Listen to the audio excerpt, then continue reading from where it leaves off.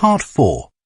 You will hear a presentation by a food science student about the production of maple syrup. First, you have some time to look at questions 31 to 40.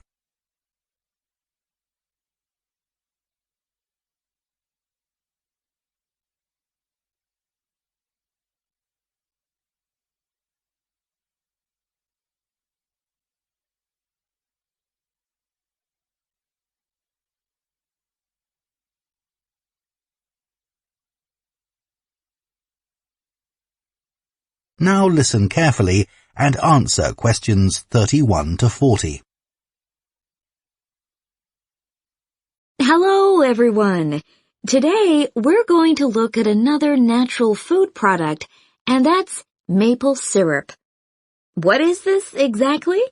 Well, maple syrup looks rather like clear honey, but it's not made by bees. It's produced from the plant fluid, or sap, inside the maple tree, and that makes maple syrup a very natural product. Maple syrup is a thick, golden, sweet-tasting liquid that can be bought in bottles or jars and poured onto foods such as waffles and ice cream, or used in the baking of cakes and pastries. It contains no preservatives or added ingredients, and it provides a healthy alternative to refined sugar. Let's just talk a bit about the maple tree itself, which is where maple syrup comes from. So, there are many species of maple tree, and they'll grow without fertilizer in areas where there's plenty of moisture in the soil. However, they'll only do this if another important criterion is fulfilled, which is that they must have full or partial sun exposure during the day and very cool nights. And I'll talk more about that in a minute. There are only certain parts of the world that provide all these conditions. One is Canada, and by that I mean all parts of Canada. And the other is the northeastern states of North America. In these areas, the climate suits the trees perfectly.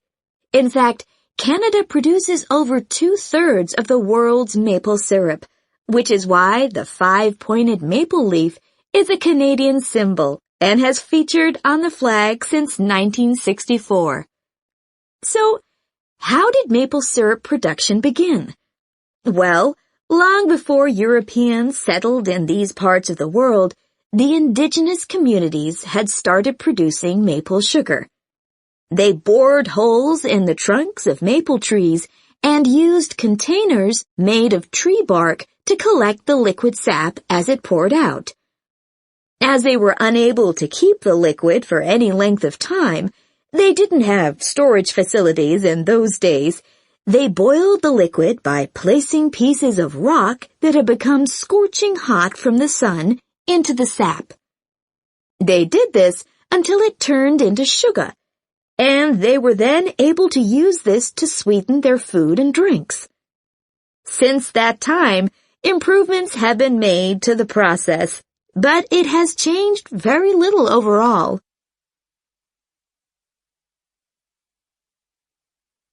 So, let's look at the production of maple syrup today. Clearly, the maple forests are a valuable resource in many Canadian and North American communities. The trees have to be well looked after, and they cannot be used to make syrup until the trunks reach a diameter of around 25 centimeters. This can take anything up to 40 years. As I've already mentioned, maple trees need the right conditions to grow and also to produce sap. Why is this? Well, what happens is that during a cold night, the tree absorbs water from the soil, and that rises through the tree's vascular system.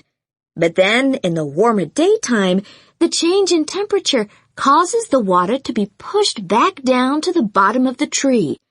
This continual movement, up and down, leads to the formation of the sap needed for maple syrup production. When the tree is ready, it can be tapped, And this involves drilling a small hole into the trunk and inserting a tube into it that ends in a bucket.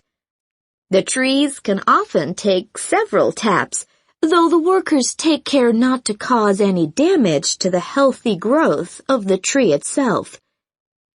The sap that comes out of the trees consists of 98% water and 2% sugar and other nutrients. It has to be boiled so that much of that water evaporates, and this process has to take place immediately using what are called evaporators. These are basically extremely large pans. The sap is poured into these. A fire is built, and the pans are then heated until the sap boils.